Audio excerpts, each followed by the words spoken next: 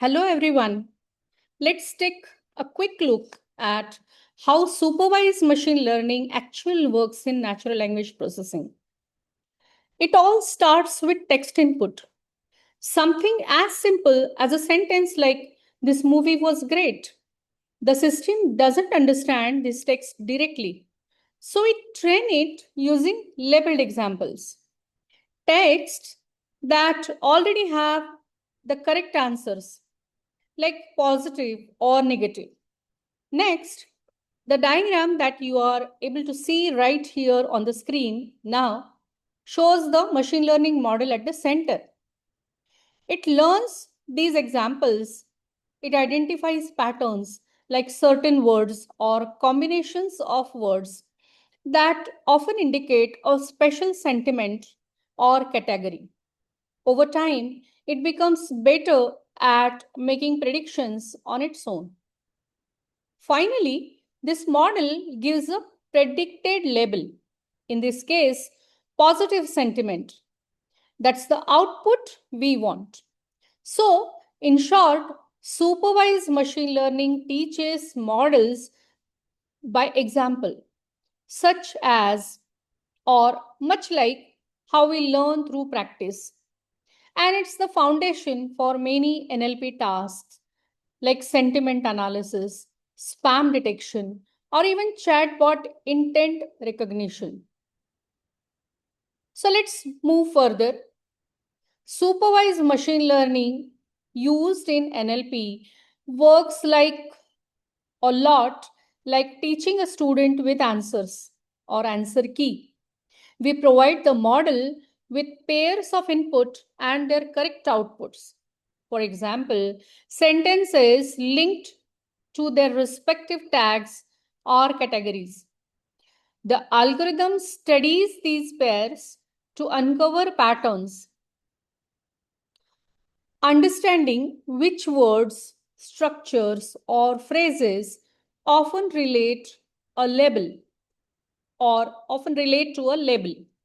During training, it adjusts itself until it can confidently map text to the right category.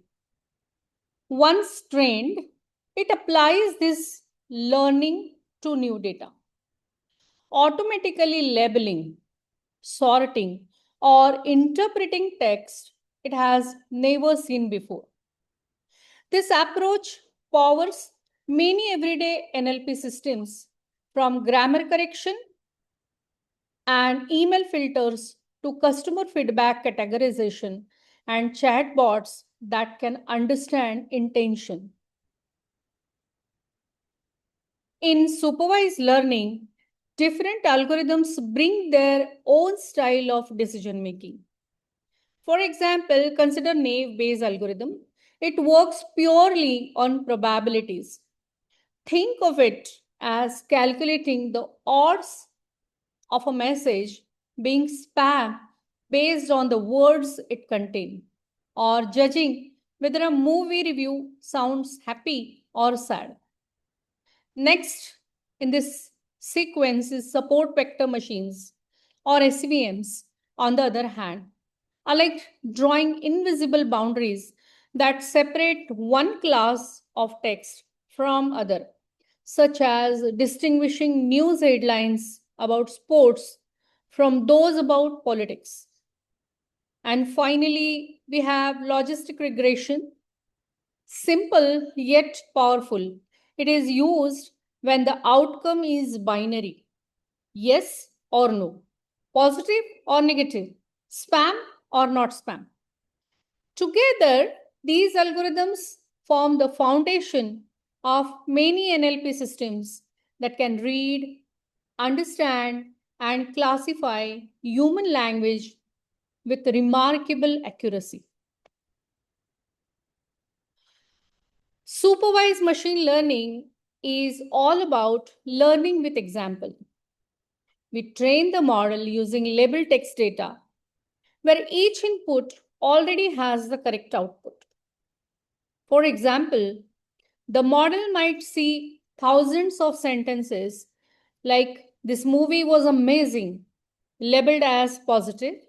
The This was a waste of time, labeled as negative. Over time, it learns the patterns and relationships between the words and their meanings. Once trained, the model can take completely new, unseen text and predict its level.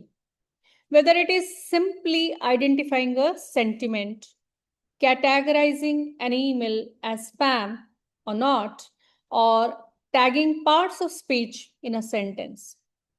So, common NLP applications, as you can see on the slide, that are using supervised learning include text classification, sentiment analysis, named entity recognition, and part of speech tagging. So, in short, the process flows from text input through an ML model to produce a predicted level, transforming raw language into structured understanding.